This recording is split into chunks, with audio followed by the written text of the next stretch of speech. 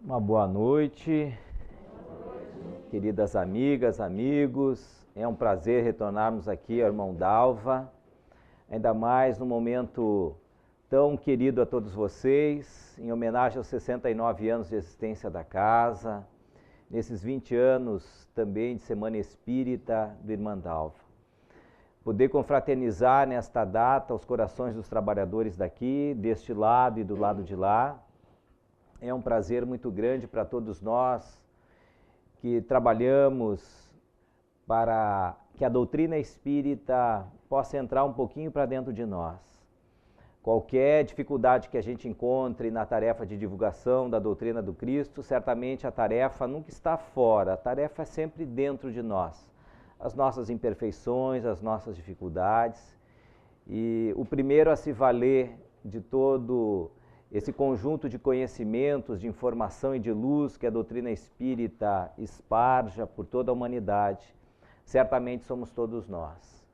E esta noite queremos então conclamar a ajuda da espiritualidade amiga para que nesta simbiose de pensamento, de afeto, de carinho, possamos todos nós compartilhar as vibrações mais puras do alto para aquilo que cada um de nós precisa na sua vida, na sua rota, na sua jornada, nos seus desafios.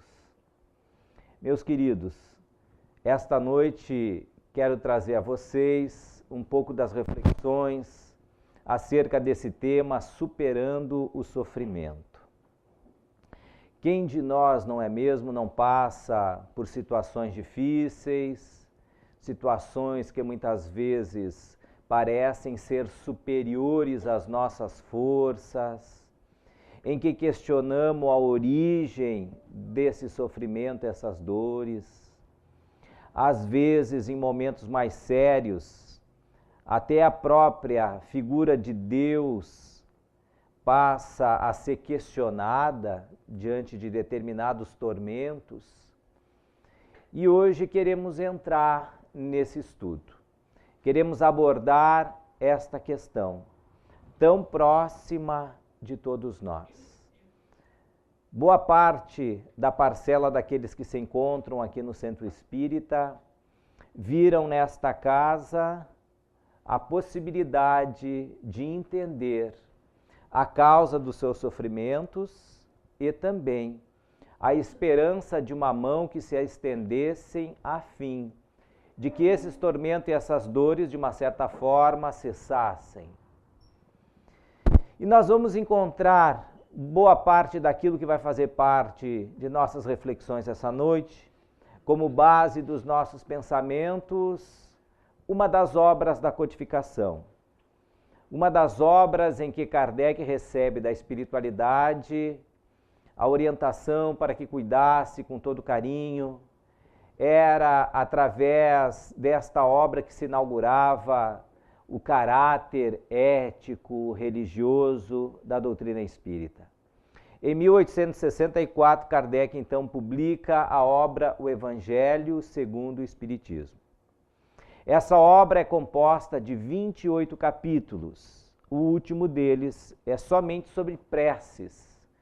Dos 27 capítulos que restam em termos de conteúdo que Kardec traz sobre a doutrina de Jesus, nós vamos verificar que o capítulo 5º é o capítulo mais alentado de todos eles da obra. É o que tem maior número de informações, maior número de possibilidades de reflexão sobre uma parte importante do ensinamento de Jesus. Esse capítulo é intitulado Bem-aventurados os aflitos. Bem-aventurados os aflitos. Chama particular interesse essa característica desse capítulo ser um capítulo com maior número de folhas, maior número de informações. Mas por que será? É porque certamente Kardec e a espiritualidade estava entregando esta obra para uma humanidade aflita. Uma humanidade com sofrimento, com dores, com feridas, com chagas. E era interessante que esta humanidade pudesse entender a causa de tudo isso. Como se portar diante dessas situações. Porque se esta obra fosse escrita para um outro grupo de espíritos, num outro planeta, certamente o objetivo seria outro.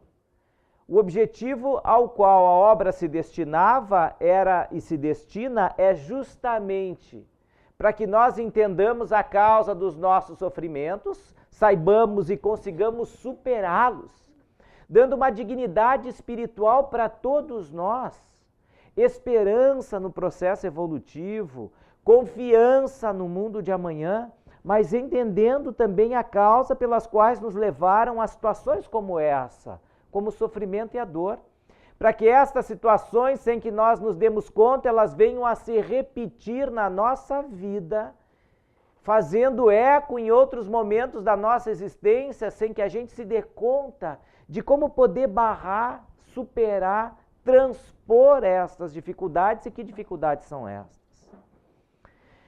Então, Kardec, nesta obra, basicamente no item 4 e no item 6, ele nos dá orientação sobre isso. Eu vou começar pelo item 6, de forma bem sucinta, porque a gente tem muita coisa a conversar sobre esse assunto. No item 6, Kardec fala das causas remotas das aflições. Ali, então, Kardec nos explica que uma parte de nossas aflições tem causas, situações que não estão nesta vida, estão em vidas anteriores. Então, muitas vezes, por mais que nós vasculhemos agora aquilo que deu causa a este vínculo de causa e efeito, nós não vamos encontrar nessa existência causa para isso. São muitas daquelas situações de crianças que já nascem com males congênitos, que apresentam deformidades, ou que determinadas situações, de forma completamente inesperada, ocorram na nossa vida. Por maior seja a nossa prudência, o nosso cuidado, o nosso desvelo, determinada situação de infelicidade ocorre.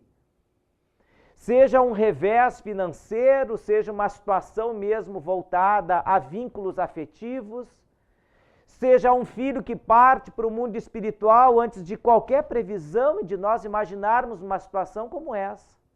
Essas situações de dores, de aflição, de sofrimento, que é a causa nós não temos como entendê-la aqui, diz Kardec. Estas causas remontam à nossa existência ou existências anteriores. Dessas a gente não pode interferir de maneira direta. Agora, no item 4, Kardec fala das causas atuais das aflições. Ele diz: muitas das aflições dessa existência, as causas estão aqui mesmo nesta existência. Então, poucas são aquelas cujas causas se encontram em vidas passadas. Porque a primeira coisa que a gente faz, muitas vezes, ao conhecer a doutrina espírita, o processo reencarnatório, lei de causa e efeito, e a gente começa a entender que os sofrimentos de agora são causas anteriores, a gente acha que todas as causas dos nossos sofrimentos de agora estão lá no passado. Então, alguma coisa de desagradável acontece agora, a gente diz assim: meu Deus, o que eu fiz na outra vida para passar por isso? Não é? A gente vai reputando causas lá atrás. O que eu fiz, Jesus, para passar por isso? Eu atirei pedra na cruz, eu devo ter servido a última ceia fria para o Cristo, alguma coisa dessas eu fiz, e aí agora a lei é inflexível. Eu estou pagando agora. Mas Kardec explica nesse item 4 do capítulo 5º que a maior número das causas de sofrimento são causas atuais. As causas remotas são aquelas que, embora com todo cuidado nosso, elas acontecem. Não depende de muito juízo nosso, de muita cautela, porque são situações que são necessárias nós passarmos destas causas anteriores, mas a maior parte delas são causas atuais. E aí ele diz assim, olha, se nós somos pessoas desleixadas, preguiçosas, descuradas, a gente não pode culpar o passado pelo nosso caráter de agora. Imagine se a gente está chegando no final de casa, depois de um dia de serviço em casa, e a gente chega cansado, a primeira coisa que quer fazer é comer alguma coisa, tomar um banho, se atirar no sofá, e a gente chega e vai deixando as coisas em qualquer lugar, não é? Um documento importante, uma chave, vai deixando e vai entrando, e aquilo ali vai ficando. E a gente não está nem aí. Aí vai fazer o que tem que fazer, vai jantar, vai tomar um banho, vai ver um programa, um seriado, alguma coisa, aquilo se estende, noite adentro, o seriado tá bom, a pessoa vai dormir umas 2 horas da manhã. No outro dia, 6 horas, toca o despertador, é um pavor, ela tá ainda cansada, ela toca na soneca mais uns 15 minutos e vai tocando na soneca, quando ela acorda, tá apavorada. 15 minutos para entrar no serviço, ela diz, hoje nem pensar, banho eu vou ter que enforcar. Aí sai correndo, quando ela sai correndo, diz, cadê a chave do carro? E começa a se bater dentro de casa. Já viram alguém assim? Onde é que tá a chave? Deixei aqui? Não, deixei lá. E acorda meio mundo na casa para ir atrás da chave, porque ele está preocupado, vai ter que pegar a 116 e até Porto Alegre. Não vai dar tempo, ele começa a ficar atucanado, corre a casa inteira. E a gente olha de longe assim, mas meu Deus, eu vejo essa cena se repetir várias vezes. Até parece que está tocando o mesmo filme de novo. Aí até que desta vez ele encontra a chave que estava no bolso da calça que ele havia deixado e já estava lá nas roupas para lavar. Aí ele pega aquela chave, dali a pouco ele entra no carro, anda 2 quadras, ele se lembra que tinha um documento importante para levar, volta de novo, procura mais um pouco até achar o tal documento e assim vai. E aí chega, passa um dia daqueles, começa com dor de cabeça, o chefe dele já vai dar um gancho nele, porque não é a primeira vez que faz. E aí ele começa a reputar, a gente diz assim, mas meu Deus do céu, o que eu fiz na outra vida para sofrer uma situação como essa? Estou sempre sendo chamado a atenção na frente dos colegas, não sei o que e tal. A gente tem que reputar como causa disso a quem? Ao passado? Não, como diz Kardec, a nós. Ao nosso caráter, a nossa maneira de ser, que condicionam as situações pelas quais nós vamos passar. Muitas dessas situações nós condicionamos. Nós, em boa parte, prejudicamos a nossa própria vida, porque a gente já tem o normal das aflições, que são aqueles pelas quais a gente vai passar todos nós.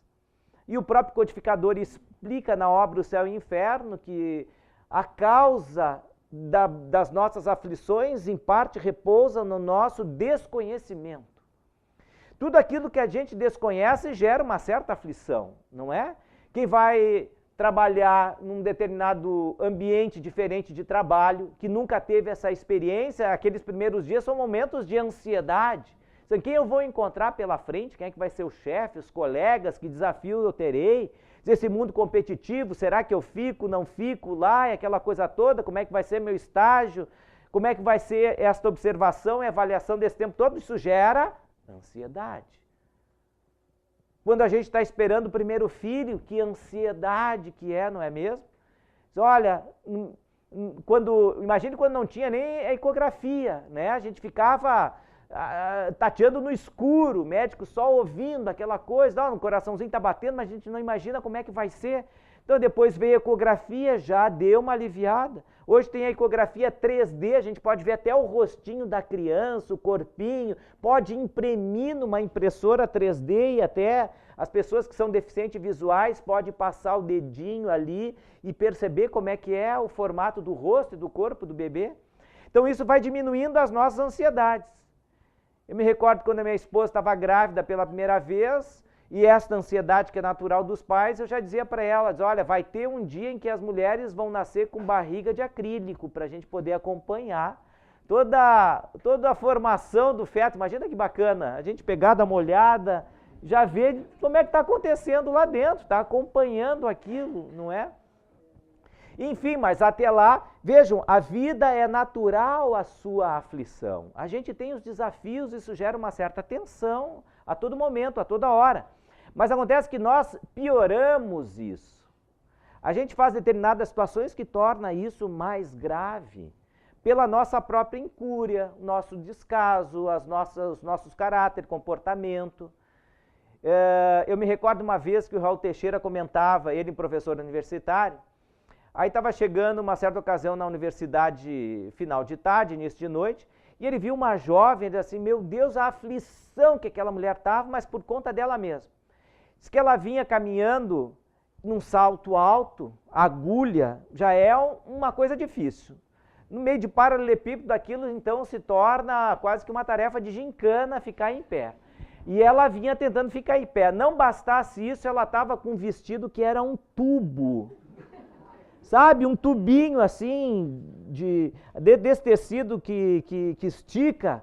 E ela caminhava, e no momento que ela caminhava, o vestido subia um pouquinho, porque as pernas se movimentavam, aquele vestido subia, já era curtinho demais. E a menina, procurando não botar o salto no meio do paralelepípedo, entre um e outro, aí daqui a pouco, de vez em quando, tinha que baixar o vestido, porque estava levantando demais, e os rapazes olhando. Então ela baixava. Quando ela baixava, o vestido descia aqui, daí ela puxava aqui, subia lá embaixo. E assim ela ia, puxando, e subia, e puxando, ia caminhando daquele jeito, e disse assim, Raul, disse, aparece uma lagartixa em cima de uma pedra quente, assim, ela vai pulando aquilo. Meu Deus do céu, que está sofrendo essa criatura. Mas quem é que levou a esse sofrimento se não foi ela mesma? As escolhas que ela fez da roupa para colocar naquele dia, que ia passar por uma situação vexatória, difícil, desagradável, né? Naquele dia. Nós é que vamos escolhendo os nossos sofrimentos sem a gente se dar conta. São as nossas escolhas, comportamento, caráter, atitude nossa diante da vida é que geram essas situações. Bastasse, naquele caso, ela colocar um sapato bem confortável, uma calça, que ela pudesse caminhar sem medo algum, enfim, a coisa ia ser menos dolorosa, mas a gente cria os nossos sofrimentos.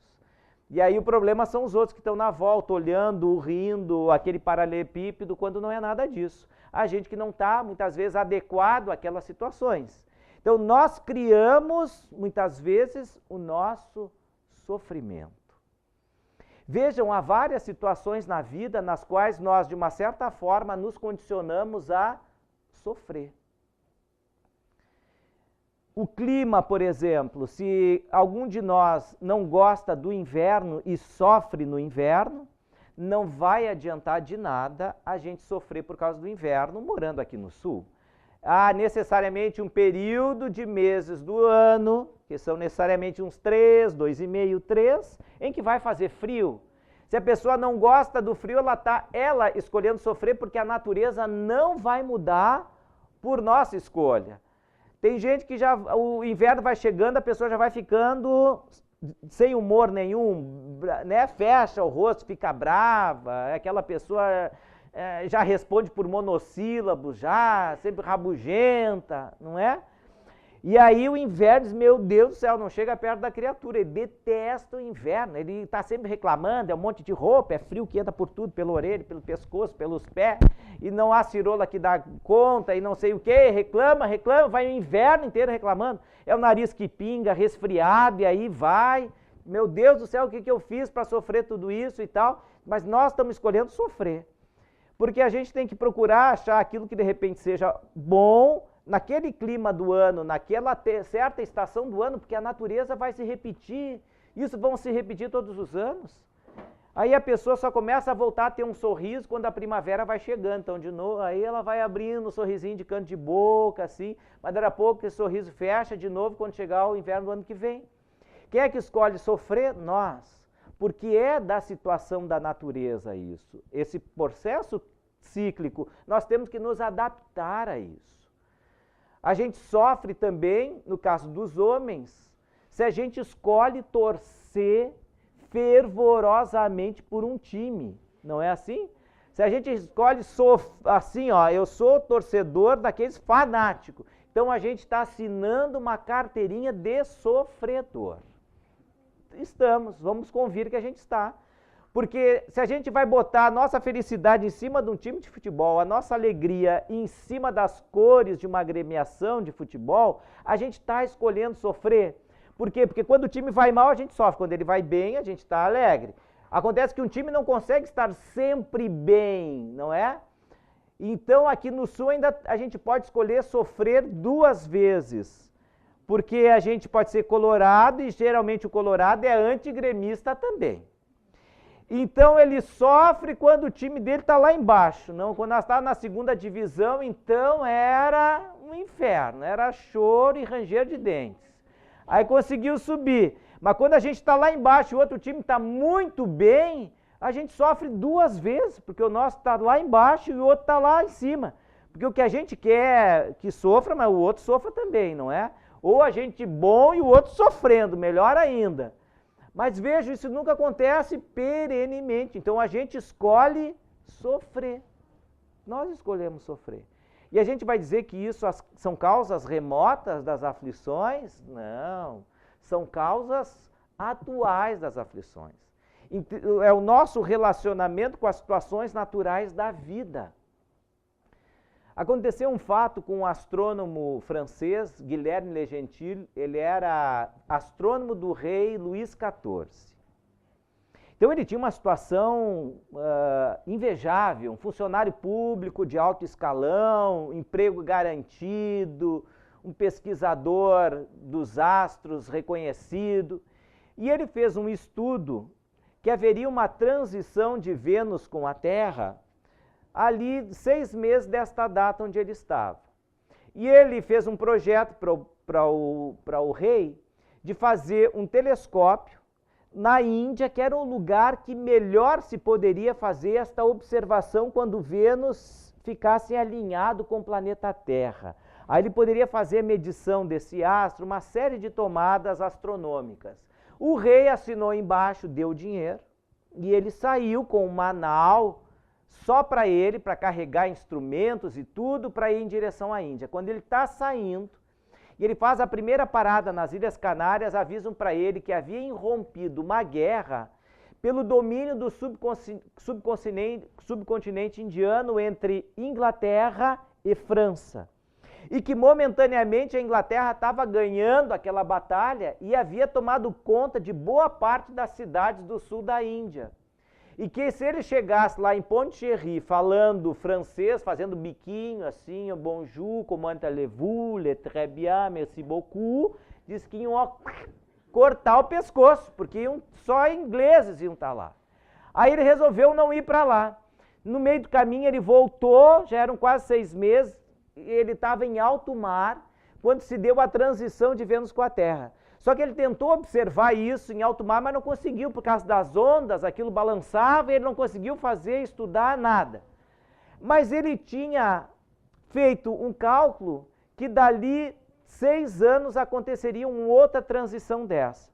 Ele tinha dinheiro suficiente, ele parou nas Filipinas por um certo tempo, depois saiu de lá, e quando a coisa se pacificou no sul da Índia, ele retornou para lá. Aí construiu o observatório. Quando chegou no dia de ver esta transação da Terra com Vênus, abre o observatório, ele aponta o telescópio, o que aconteceu? A noite estava nublada. Ficou nublada a noite inteira. Quando as nuvens se desfizeram do céu, o planeta, o astro, esse já tinha passado e ele perdeu. Já tinha se passado quase 10 anos que ele saiu da França. Esse homem ficou tão mal, teve uma disenteria, quase morreu, voltou, o navio dele quase naufragou nas costas da África. Quando ele chegou na França, 11 anos depois, ele tinha sido dado por morto já, porque naquela época não tinha WhatsApp, Facebook, nada disso. 11 anos sem notícias, esse homem morreu, a mulher dele tinha casado de novo. Mandou abrir uma sucessão do que era dele pela morte presumida, casou de novo, torrou parte daquele dinheiro, ele perdeu o emprego de astrônomo, que já tinha outro. Ele entrou para a história como o homem mais azarado da face da Terra. E aí a gente vai dizer, olha, mas tem algumas situações. É porque ele botou toda a felicidade dele, todo o futuro dele, em cima de uma situação de que não depende dele. Porque para observar um astro é preciso que a noite esteja clara, limpa. E justamente no dia que ele ia examinar, estava nublado e chovendo. E aí a coisa emperrou para o lado dele. Mas são situações que não dependem de nós, mas a gente tem como trabalhar os nossos sentimentos. Tem situações que não dependem de nós, porém, o que está ao nosso alcance é poder controlar as nossas emoções, controlar os nossos sentimentos. Aí que vem a questão de nós superarmos o sofrimento. Primeiro, não dando causas aos sofrimentos que são causas nossas de comportamento, de atitude. Mas há determinadas situações que efetivamente nós não podemos alterar estas situações. Quando estas circunstâncias acontecem, quando a gente não pode alterar aquilo que a vida nos apresenta, só há uma situação: nós nos mudarmos em relação a ela. Porque o sofrimento, vejam comigo, o sofrimento é uma certa situação nossa interior de inconformidade com uma situação real. Então tem uma situação real acontecendo, a leitura que eu faço desta situação é extremamente desagradável. Por quê? Porque eu tenho um padrão de ideal para aquele fato e isto não está em sintonia. Quando o meu padrão de ideal está em desacordo com o que é real, eu sofro. Há sofrimento. Olha, eu quero só verão, tem inverno, eu tenho um padrão ideal que é só verão, mas tem o inverno, há uma discrepância nisso, o que acontece? Sofrimento. Eu quero que meu time ganhe todas, meu time está perdendo. O ideal e o real, o que dá? Sofrimento. Ah, eu quero estar sempre bem de saúde, eu estou passando por um período de doença, isso dá sofrimento. Então, tem um autor inglês, John Milton. Ele era um dramaturgo, escrevia peças, poeta. É um dos mais apreciados escritores da língua inglesa, John Milton. No século XVI, XVII, ele escreveu uma obra sobre o paraíso e o inferno. E nesta obra, ele diz o seguinte: a mente tem seu lugar próprio. Ela pode fazer do inferno o paraíso e do paraíso o inferno. A mente tem seu lugar próprio. Ela pode fazer do inferno o paraíso e do paraíso o inferno. Então a mente ela tem condições de trabalhar a leitura da realidade. Se a gente não muda a realidade, o que a gente pode mudar é a leitura que a gente faz da realidade. A mente ela é extremamente prodigiosa. Tudo aquilo que acontece conosco, a gente vai gravando essas informações e vai dando colorido a ela. Positivo ou negativo, vai fazendo um padrão de ideal na nossa vida. Tem situações pelas quais a gente passa que geram traumas a vida inteira e situações em que a gente vai ter que reacomodar esses traumas para essa situação deixar de exercer aquele padrão de sofrimento sobre nós. Porque a leitura que a gente está fazendo sobre aquele fato é extremamente desgastoso, nos desgasta, é nocivo, prejudicial. Um fato aconteceu comigo, é evidente que a gente grava tudo aquilo que acontece, fica na nossa memória. Mas nem sempre a memória consegue puxar os fatos em determinadas datas que não sejam datas significativas. Embora a gente tenha vivido uma certa data, mas se aquele dia foi um dia corriqueiro, a gente não lembra dos detalhes daquele dia. Porque isso migra para uma área da nossa memória que não é de acesso rápido, vai drenando para o inconsciente com o tempo. Fica no consciente só aquilo que a gente vai usar. Então aconteceu comigo no dia 12 de dezembro do ano passado um fato muito interessante. Porque se eu perguntar para vocês o que aconteceu no dia 12 de dezembro para vocês, vocês vão dizer, não tenho a mínima ideia. Mas é evidente que vocês estavam vivos nesse dia e viveram esse dia. Só que não lembro porque não é nada significativo.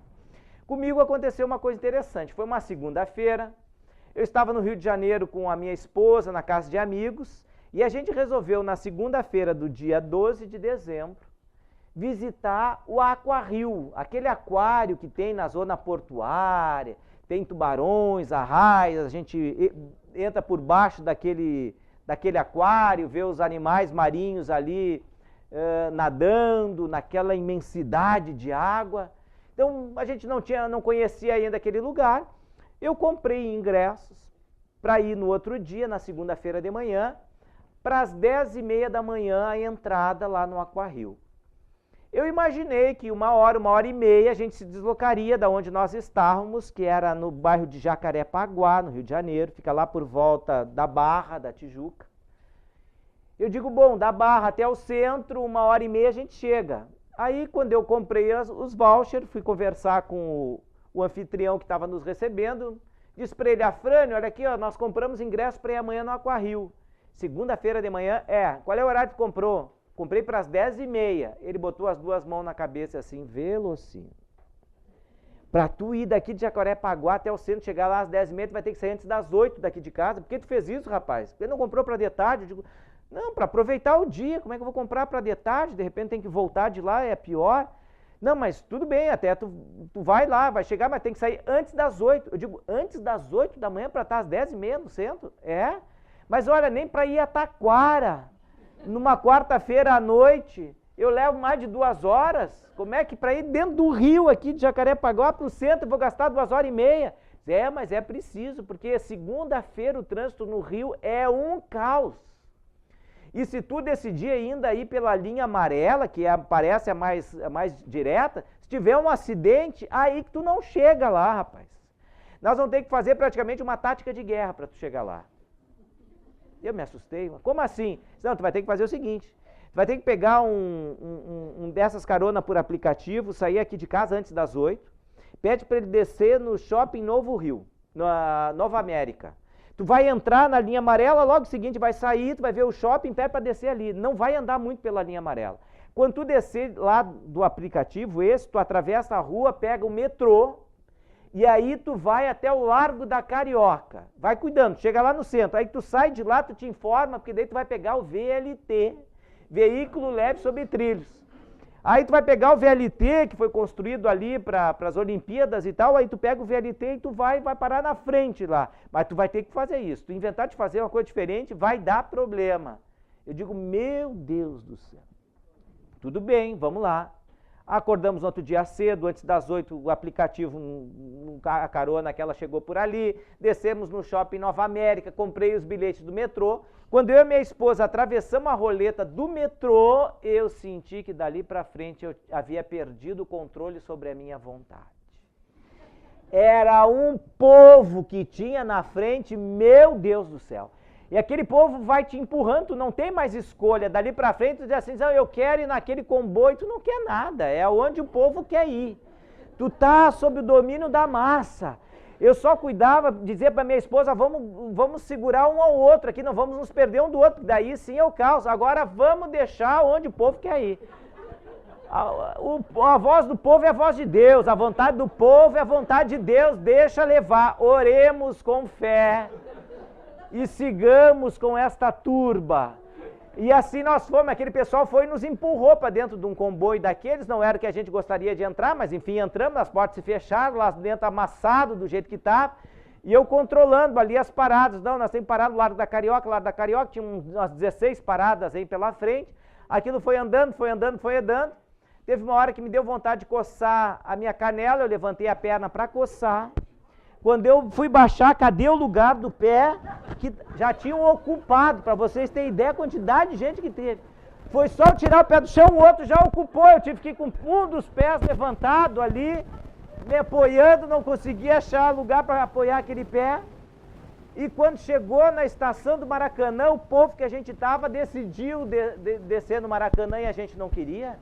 E a gente estava no grupo que ia descer no Maracanã e foi empurrando para fora e eu só dizia carioca, carioca, carioca. Aí eles aqui, todo mundo aqui é carioca, gaúcho. E saímos no Maracanã, pelo amor de Deus. Tínhamos que entrar de volta para descer no Largo da Carioca, para depois pegar o VLT e chegamos lá antes das 10h30, mas foi tudo isso. Então hoje dá um trauma, não dá isso, né? Passa na frente de um metrô cheio de gente, aquilo, a mente vai gravando as situações. Então vocês imaginem, a gente tem uma enormidade de informações na nossa mente, de experiências, de histórias que a gente viveu nessa e na outra existência, e isso forma crenças em nós. E essas crenças muitas vezes elas podem ser limitantes, elas podem nos levar a sofrimentos, mas quem é que está criando isso? É a nossa mente. Porque a realidade é o que é. A gente tem que entender que tem situações na vida que elas são o que são, elas não vão mudar. Então quem é que tem que mudar? Nós. Porque o padrão mental para superar sofrimento é aceitação. Aceita que dói menos. Né?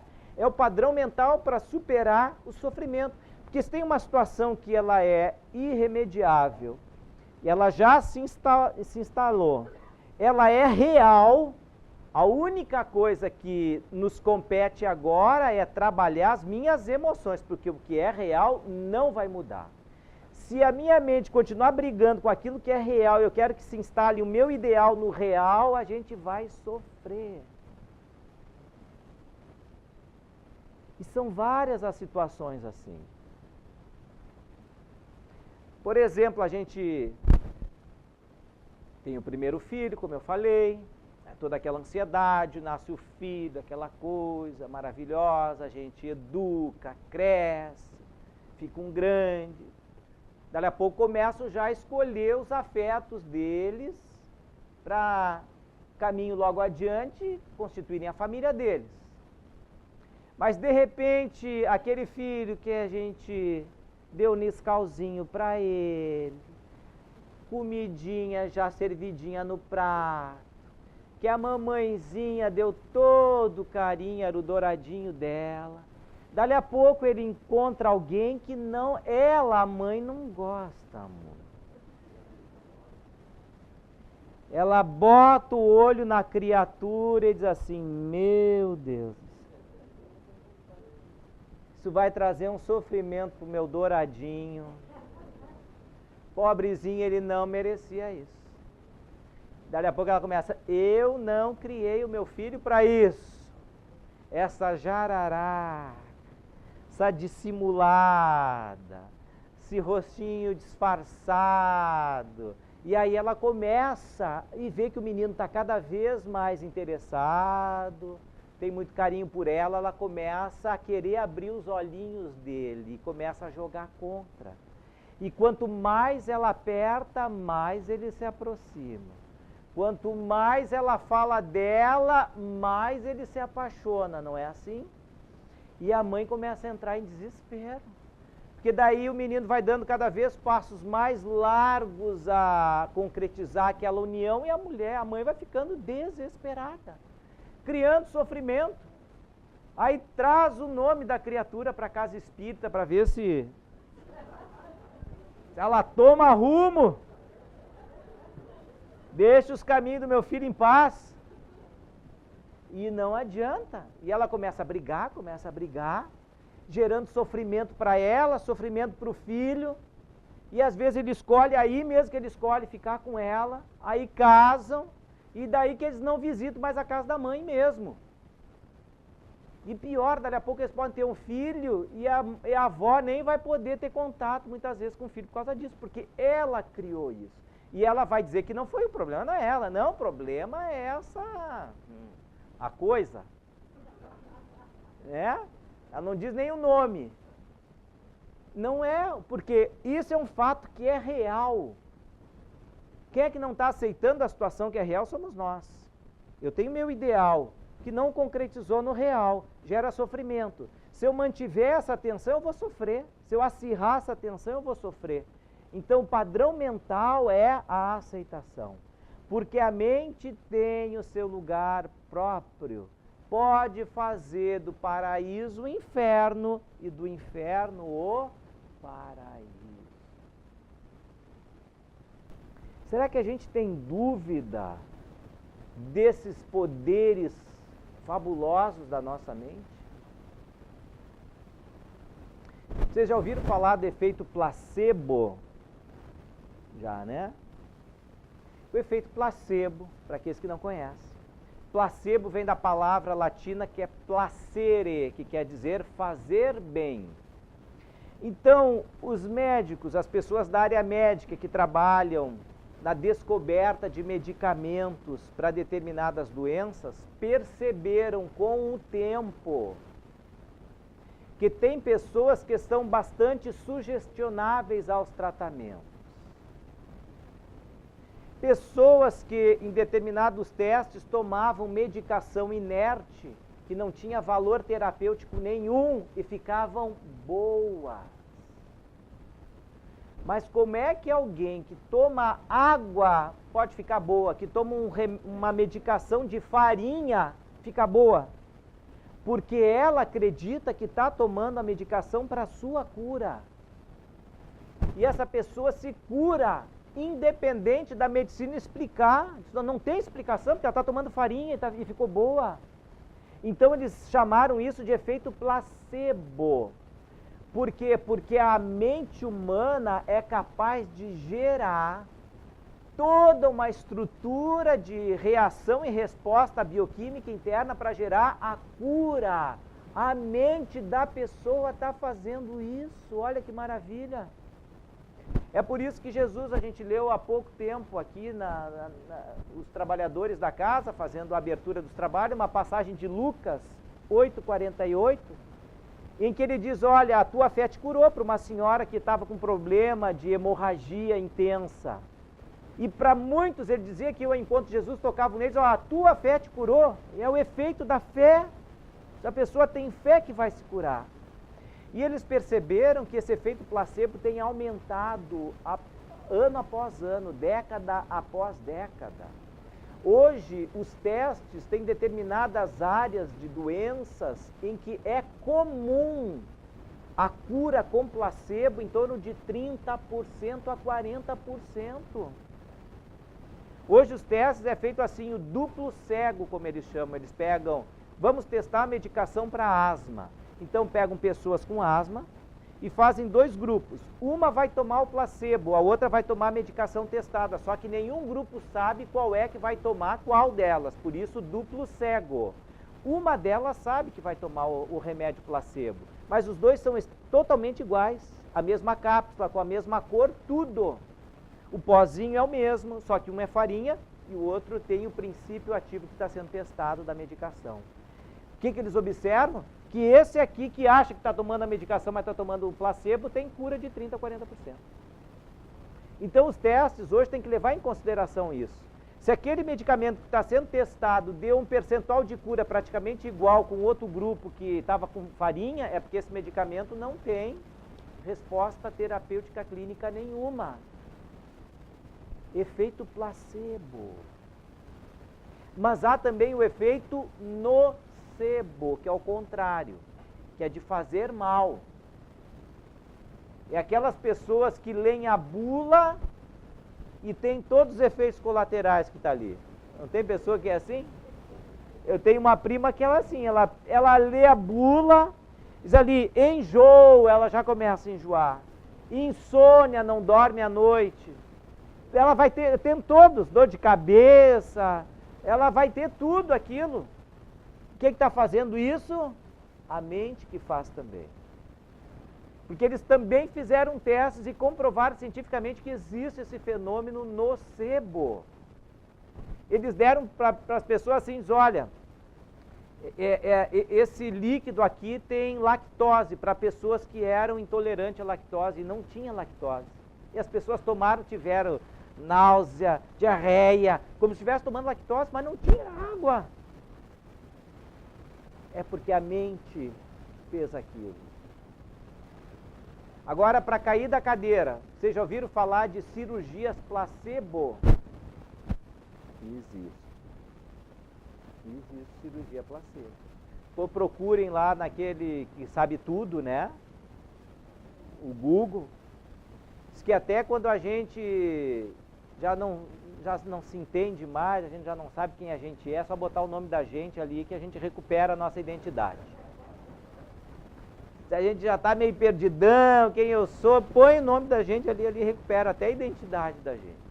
Mas o efeito placebo para cirurgia, fizeram para algumas cirurgias ortopédicas, com dores, coluna, hérnias, essas coisas. E algumas cirurgias eles verificaram que não tinha efeito tão esperado, que as curas se davam por vontade das pessoas. Por quê? Porque eles fizeram o seguinte, pegaram duas pessoas diagnosticadas com o mesmo problema clínico. Para uma fizeram a cirurgia normal, para outra ela entrou no bloco cirúrgico, tomou anestesia, fez um corte, mas não fizeram nada, suturaram de novo, ela teve a recuperação pós-operatória. Então ela viu o corte, ela foi para o centro cirúrgico, ela achou que tinha feito cirurgia e se curou tanto quanto a outra.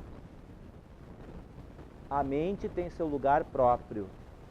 Pode fazer do inferno o paraíso e do paraíso o... Então, tem determinadas situações na vida em que nós não mudamos. É real, a gente não pode mudar. O psiquiatra alemão Viktor Frankl dizia o seguinte: quando tem determinadas situações na vida em que a gente não pode alterar, isso é sinal que a vida está esperando que nós nos modifiquemos.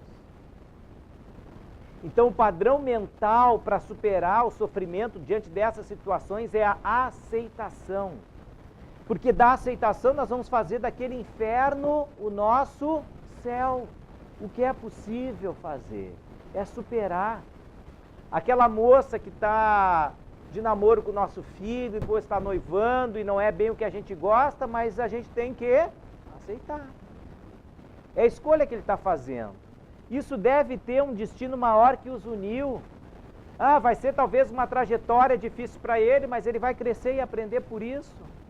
Vamos fazer a nossa oração para que eles possam passar por esse aprendizado da melhor maneira possível. Vamos levar o nome dela, sim, para a casa espírita? Vamos.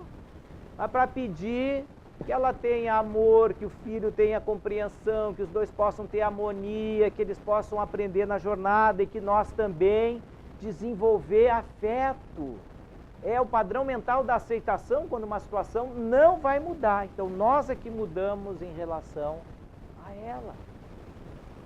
E assim são para várias situações na vida. Às vezes até para o nosso emprego, a gente está passando às vezes uma situação difícil, não é aquele emprego que a gente quer, mas a gente tem que ver até que ponto a gente pode alterar a situação. Se a gente pode alterar, evidentemente vamos fazer todos os nossos esforços para tentarmos uma outra experiência profissional, é muito positivo, vamos nos qualificar, vamos sair. Aí a gente pode chegar e dizer, não, mas eu não posso sair essa altura do campeonato, eu já estou com 40 e tantos anos, se eu sair não vou encontrar emprego em outro lugar, eu tenho família, bom, então fica. Aceita e fica, não é? Mas está tão ruim aqui, então sai. Mas eu não posso sair, bom, então fica. E veja, a gente vai criando nosso sofrimento. Tem que definir, não dá para sair, é para ficar. Se é para ficar, aceito eu, altero eu as minhas emoções. Mas a situação aqui, o chefe é um endemoniado, é um endiabrado. Vamos orar por ele. A gente não deve estar aqui à toa. Ele deve estar passando por situações difíceis. Então a vida está exigindo que a gente possa modificar. Então que a gente faça esses nossos esforços. Vamos para a casa espírita, vamos levar o nome dele, irradiação. Lá no serviço vamos fazer as nossas preces. Tinha um amigo lá de Quaraí que ele dizia que estava passando por uma situação como essa. Um chefe assim que era daqueles difíceis. Chamava atenção na frente de todo mundo, às vezes beirava o assédio moral, a chamada de atenção dele. E ele dizia assim, mas eu tenho que mudar isso, eu não posso sair daqui. E começou a fazer oração. De manhã ele chegava mais cedo, levava o evangelho, abria o evangelho, orava, pensava no chefe. A coisa foi indo. Aí ele chegou e tinha dias que eu estava sozinho, só eu e o chefe na sala. E eu via que ele estava ali distraído com papéis, aquela coisa. Eu ia assim, como quem não queria nada, ia para trás dele, e ele não percebia. E daqui a pouco ele ali naqueles papéis, eu estendia a mão e começava a dar um passo. Um olho aberto, outro fechado, dava um passo. Jesus e tal. Pronto, não é que aquele homem foi se acomodando, hoje a gente se dá super bem, Velocino. É um padrão mental de aceitação, porque senão a gente sofre diante de uma situação pela qual agora, dali para frente, a gente só tem que controlar as nossas emoções, porque aquilo que é real é real. Agora, o sofrimento é criação nossa. Deus não quer que a gente sofra, mas o sofrimento só serve para nos mostrar que a gente não precisa dele mais para seguir adiante. A gente pode alterar esse processo. Então é nas nossas relações profissionais, é com relação à saúde e todas as situações da vida. E quando a gente está passando por uma situação difícil e tal, de saúde, a primeira coisa que vem na nossa mente às vezes é a pior das possíveis. Não, afinal de contas, já estou com uma certa idade, olha só essa doença agora, eu vou morrer, a gente já fica, né? Mas quantas vezes a gente já passou por situação, já melhorou, então a gente tem que pensar, não, calma, não é assim. Não vamos pensar em alguma coisa que não está bem definida agora, e a gente cria sofrimentos desesperados, às vezes por isso, para nós, para filhos, pessoas da nossa família, que vai encontrar a cura ali adiante, a gente vai criando sofrimento. E aí tem um ditado chinês que diz o seguinte, olha, então tu tens que perceber que o médico vai achar, fazer o diagnóstico correto, vai fazer o tratamento adequado, vai ficar bom, para que a gente sofrer? Aí diz assim, não, mas acontece que pode ser que dessa vez eu vá desencarnar por causa disso. É verdade. Vai chegar um momento que a gente vai desencarnar, a gente não vai ficar aqui para semente, nem nada, né? Todos nós já temos uma senha, eu não sei se vocês já sabem, é um númerozinho, quando ele é um display randômico digital lá. Quando der o nosso número, está na hora de voltar, é assim, né? Porque nós temos um prazo de validade. Então vai chegar um momento, pode ser que seja aquele momento, bom, paciência, mas está na hora de voltar mesmo. Mas também eu vou desencarnar, e se eu desencarnar agora até é melhor. E não precisa nem escolher quem vai ser o próximo presidente, você está me dando uma angústia danada. Tem a gente brigando com o outro, não sei o quê, brigando com a família. Tem gente até dizendo que já brigou com tanta gente da família que vai ter que passar o Natal com o candidato dele, que o candidato dele que assuma ele, porque os da família não estão mais querendo nem falar com ele. Então, se eu morrer agora, bom, não vou precisar entrar nessa briga, já vou para outra. Estou indo para uma melhor. Aí, então, para que eu me lamentar? Eu vou ficar ruim, eu vou morrer, mas vou ficar para um lugar bom depois. Mas acontece que eu posso morrer, vou piorar, vou morrer. Em vez de ir para um lugar bom, eu posso ir para um lugar ruim. Ah, é verdade. Eu posso piorar, vou morrer, em vez de ir para o céu, acho que eu vou para o inferno, porque tem algumas coisas para acertar. Mas também eu vou chegar lá, vou encontrar tanta gente conhecida, até botar as fofocas em dia eu já estou ambientado por lá.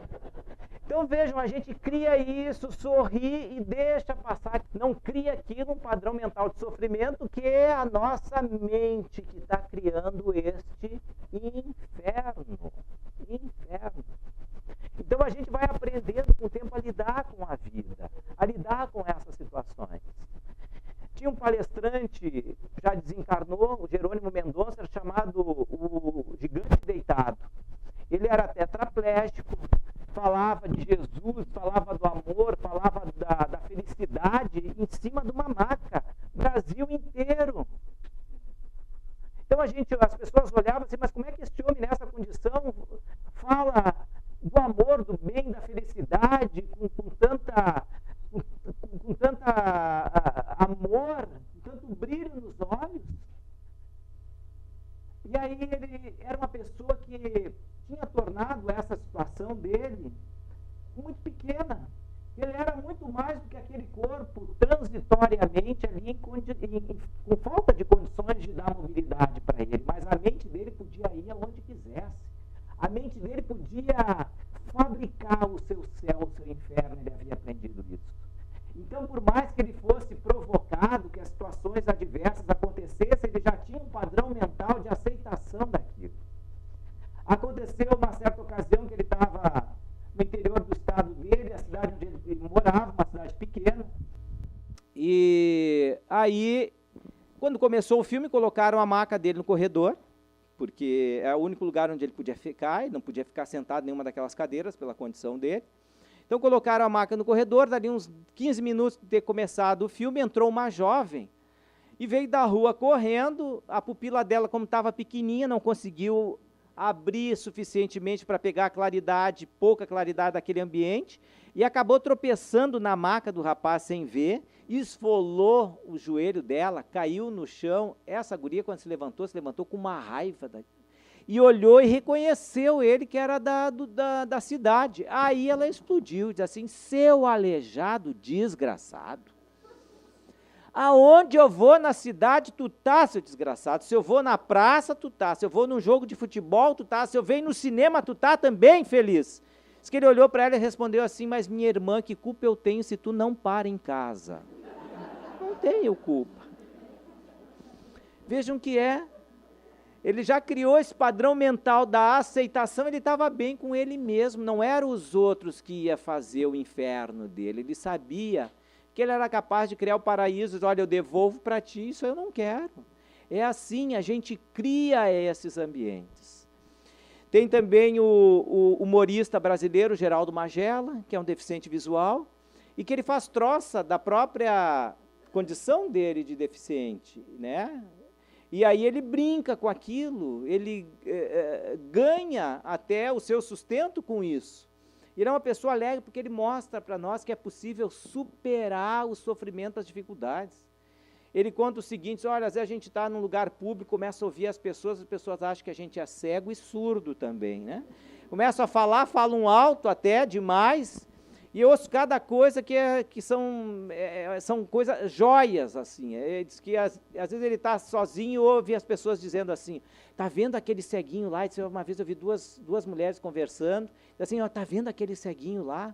A outra diz, sim, estou vendo. E ela diz, mas até que é bonitinho o ceguinho, né? Ele diz, era só o que faltava. A gente tem que ser cego, feio, ter pé grande, morar longe, tudo que é ruim tem que ser os pobres do cego, pelo amor de Deus.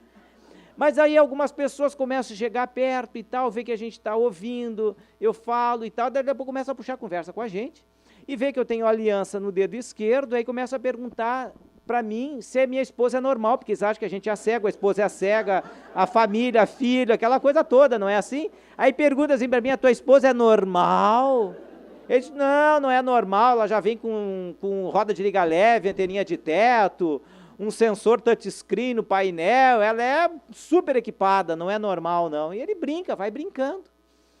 Ele diz assim, tem situações, olha, para atravessar, diz que é um capítulo à parte na vida de um cego, ele vai brincando, não torna aquilo um sofrimento para ele. Isso acontece o seguinte, quando as pessoas vão ajudar um cego a atravessar, elas fazem o seguinte, elas agarram no braço do cego, que dá a impressão que o cego vai fugir.